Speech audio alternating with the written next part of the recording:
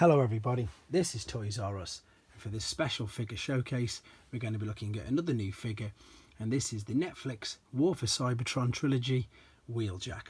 What we'll do with this video is in a second we'll literally unbox him, take him out of the packaging, have a look what's there inside. We'll have a quick look at the artwork on the box before we do that. We'll have a look at his articulation points, see how he looks in his robot mode. Then we'll compare him with the Generation 1 figure that I've got as well. And then off camera I'll transform him, we'll come back and then we'll have a look at him in his alternate mode as well, so you can decide how you want to display him. Let's have a quick look at him then. So here we go. So you've got the nice white, red and black packaging, and of course this is because it is, as it says there, the Netflix War for Cybertron release figures. So they've got a show on Netflix at the moment called War for Cybertron, and these are the figures that they're releasing to coincide with that. Now usually, and the same with this, is the figures are a bit more war torn and they look like, you know, they've got a bit of battle damage on it, which this one does. Obviously Bumblebee and Alita are exceptions of the rules to that, but let's have a quick look at this then. So really nice packaging, again, just looks really good. We're used to that's the obviously Siege and Earthrise battle scene that we're used to seeing. Let's have a quick look inside the box then. Now one of the main reasons that I'm collecting these is because of the Teletran 1 sort of diorama that we can set up after this. I don't actually have the Siege Wheeljack figure. Again, I am trying to not buy many new figures, and I know you must laugh at this every time I say it because I'm failing miserably, but because of the fact that it's got this, and I know it's just a flimsy piece of card and people have moaned about it loads of times, and that one's probably the most boring one ever, but eventually when I've got them all out of the box I will set it all up for you. I'll set up Teletran 1 and we can see exactly how good that is going to look. Right then, so there he is inside his packaging. He does look really good. He does look a little battle damaged, a bit war torn, which is good. He's got a couple of accessories there. We've of course got the usual bit on the background, and we've got his instructions. Oh, we got an abundance of these. Somebody at the factory must have got a bit bored, but there we go. So there's the instructions as well. What I'm going to do right now then, I'm going to quickly free him from his packaging and then we'll come straight back.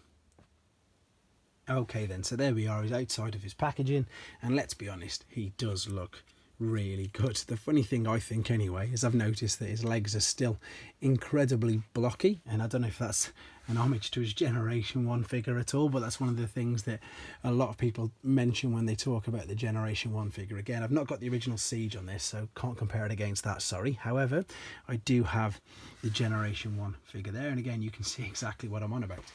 These big blocky legs, but obviously with the Generation 1 you couldn't do anything with it at all. With this one you've got movement at the knees, the hips, the thighs, ankles, toes, shoulders, head turns around. Does it? Yeah, it does. You know, brilliant, as you'd expect with all these newer figures. Ball and socket joints everywhere. He's got a small accessory, small gun that comes with him, which of course you can pop in his hand there, and then of course there's a hole on the back there where you can pop it in his roof. I wonder if these do come off. Yes they do, I didn't know that, but they do come off. So that's the spoiler bits or the wings, which were always getting lost on the Generation 1 figure as well there.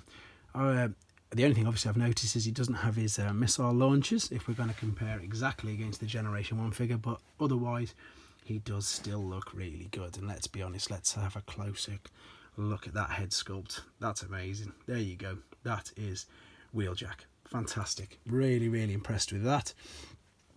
Yeah, and of course it does look really good compared to the original, but there he is in his robot mode. And then what I'm going to do now, keep the time down on the video, and of course, and I know I say this but it's true, it's not so I don't spoil it for you guys. There's nothing I think a bit more satisfying, you know, when you get that figure for the first time and you manage to transform it yourself. So obviously with some of the older videos I'll do transformations because you've seen them and done them 100,000 times, but with this I'm going to do it right now and I'm going to come straight back to you.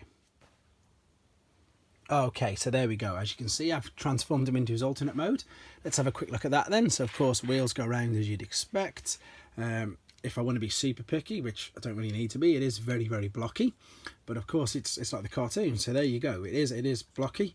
You've got the accessory which you can put to the gun at the top there if you wanted to. He does look like he's got the battle damage to him. It was 18 steps, it wasn't too difficult. Lots of things just all clipped in together. Again, I don't want to spoil it too much for you when you do it yourself.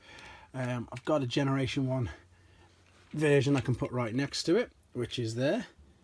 And as you can see, it's only a fraction bigger. It is much bigger in robot mode, obviously, probably due to the legs. But up against the car mode, it's only a little bit bigger. The main difference, which you can tell if you've got them in your hands, is the weight, because obviously this has got some die cast in it, and this is of course all plastic. Again, looks okay in that mode, but in honesty, I definitely won't be displaying them in that mode. I pretty much display all mine in robot mode, unless the alternate mode is very good, but I much prefer the robot mode in this. So what we'll do now then, again, I'll just transform him back into robot off camera, and then we'll come back with just a quick summary. Okay, so we're back, and as you can see, he's in his robot mode, and as I've already just said, that's the way I'm going to be displaying him. He does look much better in his robot mode, I feel, than in his alternate mode. And again, you've got a quick comparison there next to the Generation 1 versions as well. So much taller, obviously much better articulation in the robot mode. To be honest though, I think that the Generation 1 alternate mode looks a lot better.